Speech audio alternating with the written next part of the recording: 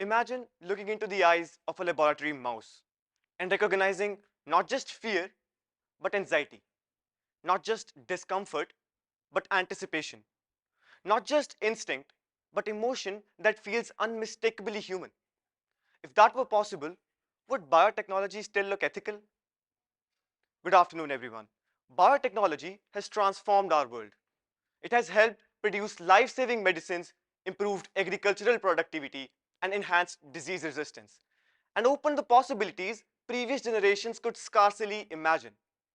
Many of these achievements have relied directly or indirectly on animals. Animals are used in scientific research, selective breeding programs, genetic studies, and biomedical development. Today, the ethical evaluation of these practices is generally based on a balance. We weigh potential benefits against potential harms. We ask whether the suffering is minimized. We ask whether the outcome serves a greater good. But there is something interesting about these discussions. Animals are always present in the debate, yet their experiences remain largely interpreted by humans. We observe behavior, we measure stress hormones, we study physiological responses. From these observations, we make ethical judgments. Tonight, I want to explore a different possibility. Not whether biotechnology is useful, not whether scientific progress should continue, but this: that if animals could express emotions in ways that were clear, complex, and recognizable as human emotions, would biotechnology still look ethical? Because when emotions become visible, ethics often change. Now imagine a future research facility. Scientists are testing treatment that could potentially save millions of human lives. The research requires the use of animals. Everything follows established ethical guidelines. The animals are healthy, the pain is minimized, and the potential benefits are enormous. But there is one difference. A new technology allows scientists to accurately interpret and display animal emotions, not through human language, not through fictional conversations, but through scientifically verified emotional signals. Before a procedure begins, researchers observe a clear expression of anxiety. During isolation, they detect loneliness in animals. When separated from companions, they observe grief-like responses.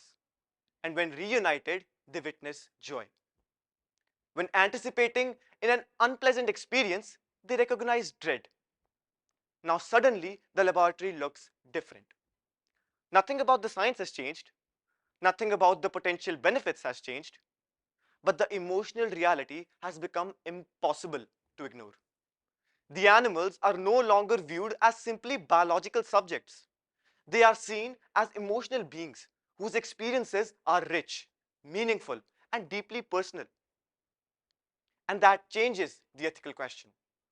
The debate is no longer only about physical suffering, it becomes about emotional suffering as well. This thought experiment changes biotechnology in three important ways. The first is that it expands our understanding of harm.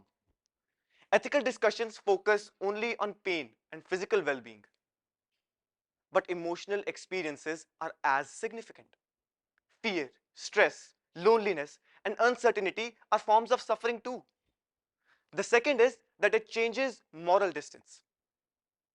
When we clearly recognize emotions in another being, it becomes harder to treat the experiences as abstract data. The third is that it increases ethical responsibility. The more we understand about another being's inner life, the more careful we must consider the consequences of our actions. Knowledge creates responsibility, and understanding emotions creates even greater responsibility. Now, what is the solution? How should society respond if future sciences reveal that animal emotions are far richer than what we currently understand? I believe there are three principles that can guide us. The first is recognition. Ethical discussions should reflect not only physical welfare, but emotional welfare. A healthy animal is not necessarily a flourishing animal. If emotional well-being becomes measurable, it should become a part of ethical evolution. The second part is refinement.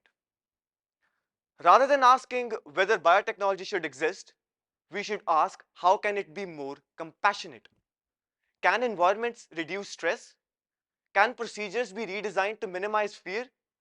Can technologies be developed that improve both human outcomes and animal well-being?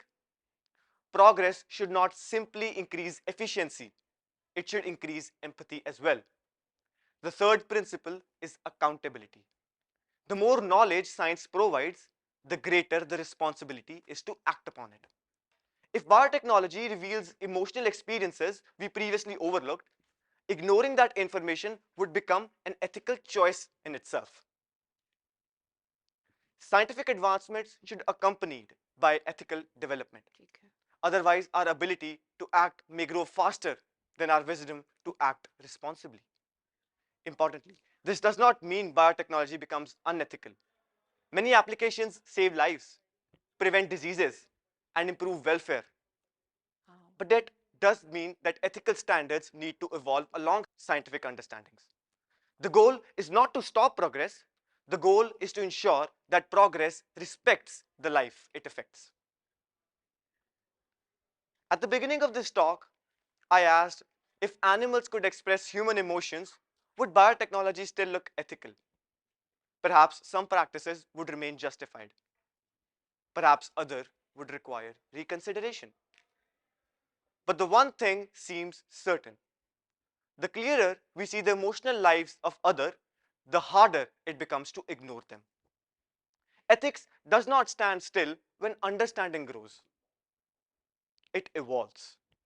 And maybe the future of biotechnology will depend not only what sciences can achieve, but on how seriously the emotions we uncover along the way. I would like to end my talk by saying every deeper understanding demands a deeper responsibility. Thank you.